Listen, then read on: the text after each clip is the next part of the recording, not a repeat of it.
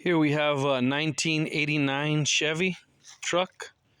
It had no spark and it didn't want to start. And this is an ignition control module. Ignition control module. I saw no videos. It talked about the coil being out. It talked about a burnt distributor, rotor. But this is an ignition sensor.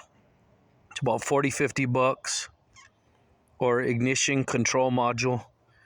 The screws are a 5.5 millimeter for the two screws, and this is under the distributor cap. This part will be under your distributor cap. So we just want to make that clear. 5.5 millimeter for all four screws. Truck wouldn't start. Fuel pump was working. Truck wouldn't start. Check this part. It's to your ignition under the distributor. Thank you.